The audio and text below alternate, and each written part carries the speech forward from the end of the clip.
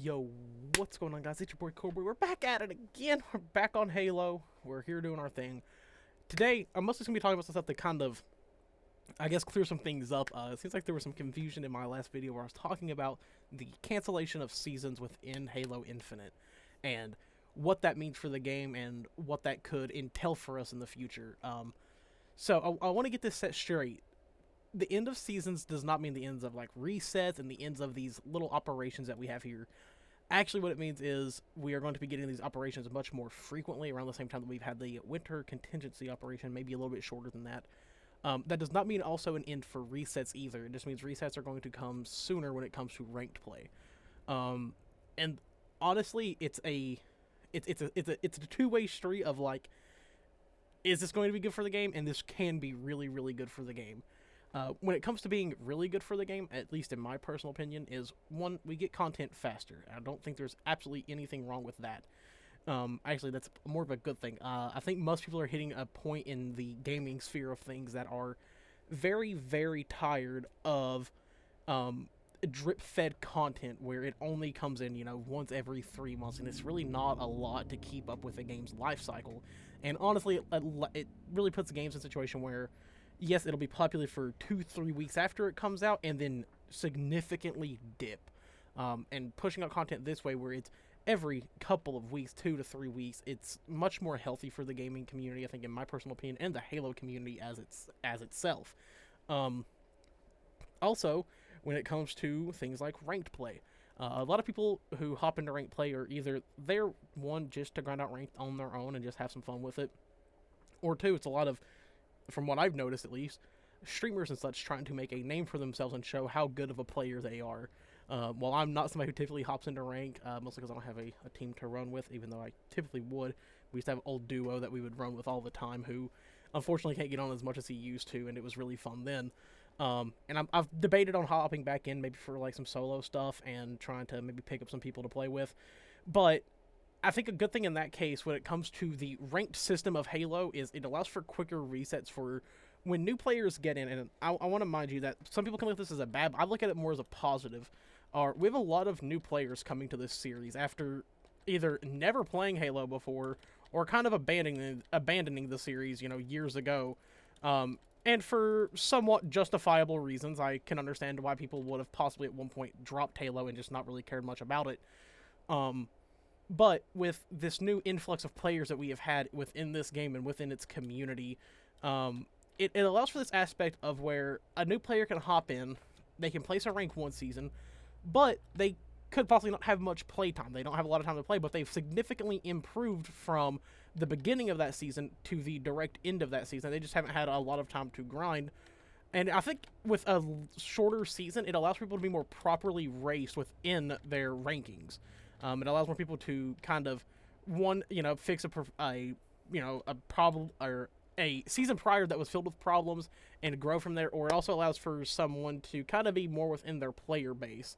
We're matching more like bronze players with like bronze and silver players, gold with gold and plat, and just kind of basing it more off of that kind of system rather than we're like playing ranked. Whenever I first started playing, it was a very weird thing because I was like, damn, I'm playing with a lot of weird fucking players because a lot of people died off of it, but left a lot of high-ranking players in there. So you were getting matched with these really weird fucking in-betweens of matches that really weren't that great. Also, this lobby is not great. I'm going to back out of this. My team's getting rolled, and I don't want to be in that. And the other team was just playing really good. But yeah, I think that's a lot of the good that could come with it. Is one, it allows players to be more evenly based, and like, even if you look here, like, I'm going to go to my ranked arena. I'm not even ranked in this. I really haven't played at all this season other than the one game that I did play.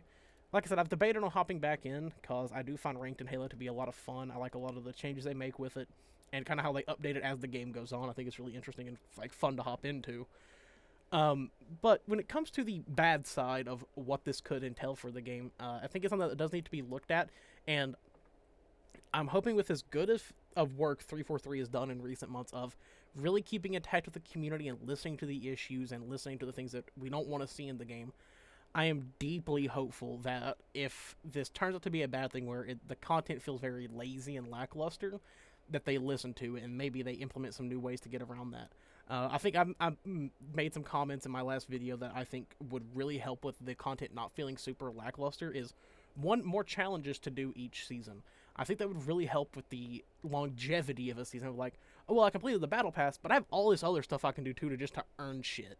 And I think that could help a major ton of those issues that are coming up with a game not feeling just like it's super easy to complete. Like, for example, I'm going to use one is Fortnite, is you have the main battle pass, but then you have all these like milestone things that you complete, and it just adds for something to do once you are done with the main battle pass experience, which is a honestly really good thing.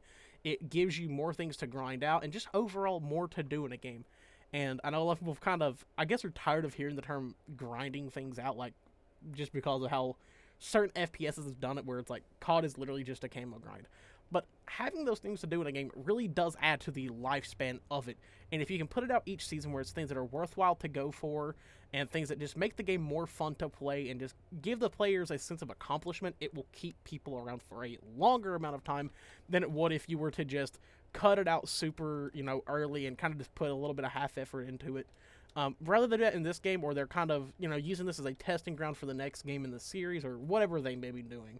I just really hope it leads them in the right direction of what to do with Halo as a whole.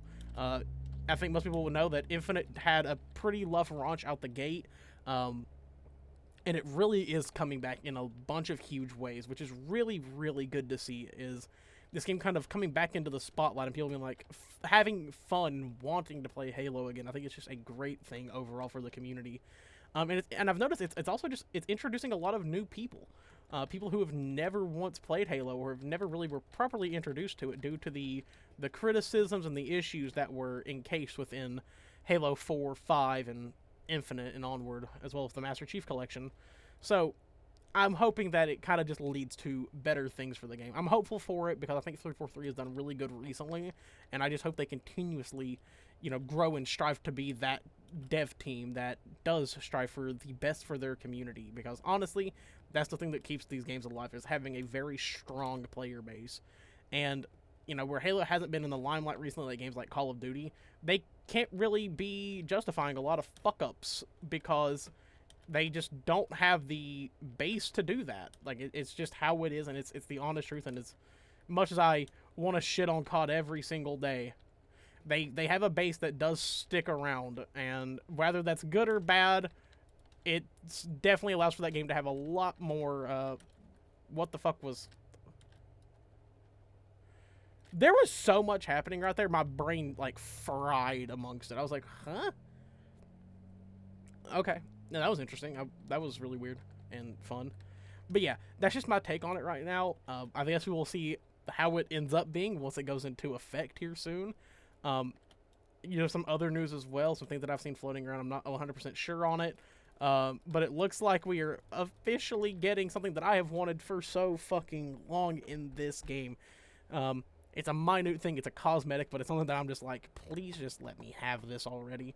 But that is the Mark 6 armor core. If you guys don't know, Mark 6 is the what I would consider the staple armor from Halo. It's the one that you see Master Chief wearing in Halo 3, and I also think in this game as well, it's what he comes back in, and also Halo 2 as well.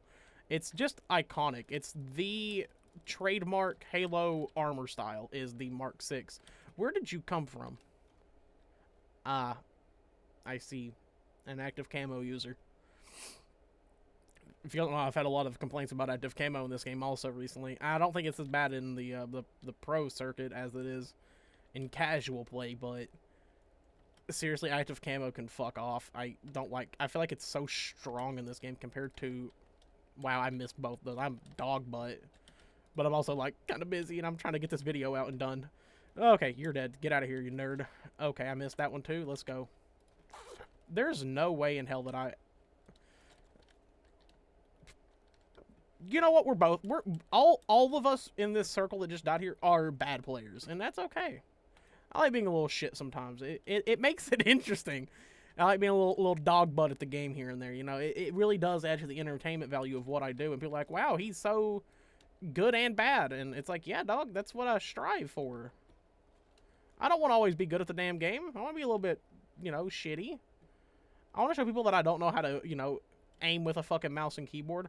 Also, yeah, for those who don't know, I do strictly play on mouse and keyboard. I know in Halo that is sometimes a disadvantage, but to me, it is comfortable, and I've been playing on mouse and keyboard for the last like 3 years, and I have no urges to change.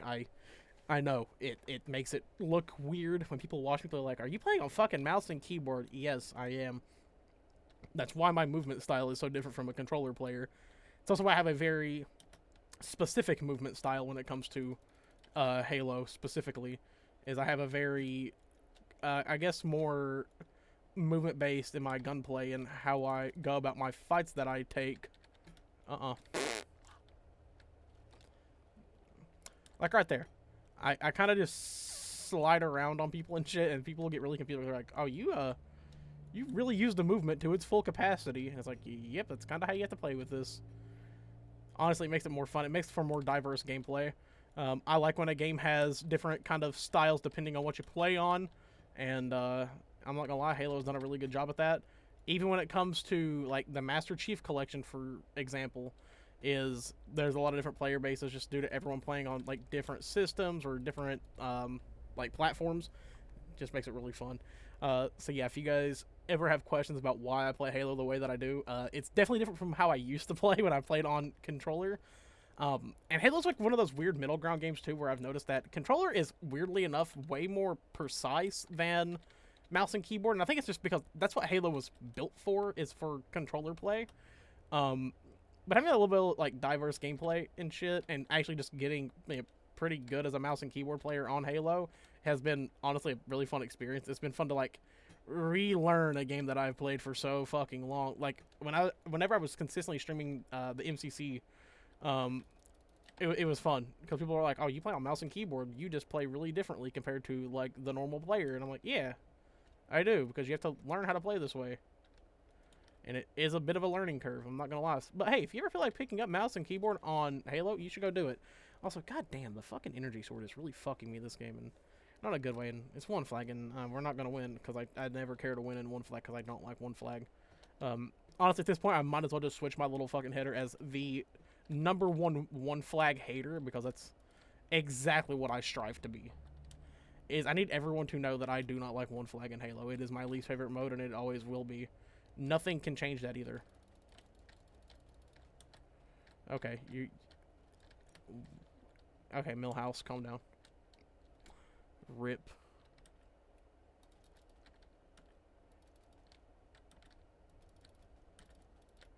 Oh, he's running away. Damn it.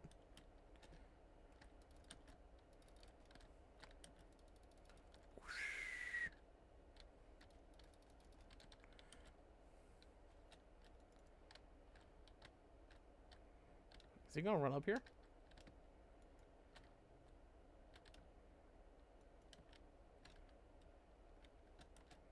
There ain't no way in hell.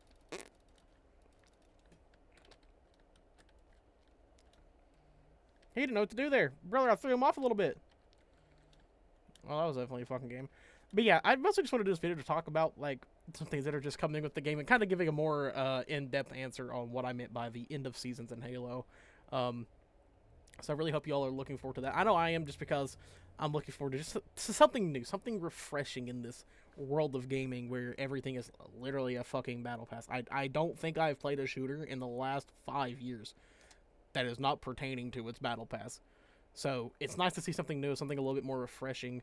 Also, fuck yeah, we're almost at General, so hopefully tonight on stream we can hit Diamond today. That's what I'm aiming for. We're planning on it. So yeah, stop by stream today if you guys see this prior to that, and if you see it while I'm streaming, just come stop by the Twitch. Come say hi. Come hang out and have some fun with us playing whatever the fuck we're playing. Whether it be Halo, Baldur's Gate, Fortnite, also doing a new playthrough series on the Metro games. There's a lot going on, and we also, if you guys didn't watch yesterday's video, go check it out. We have a tournament going on this coming week, so go apply for that. Go sign up for it. Come have fun with us. Other than that, I'm going to end here. I love you all, and yeah, later, dudes.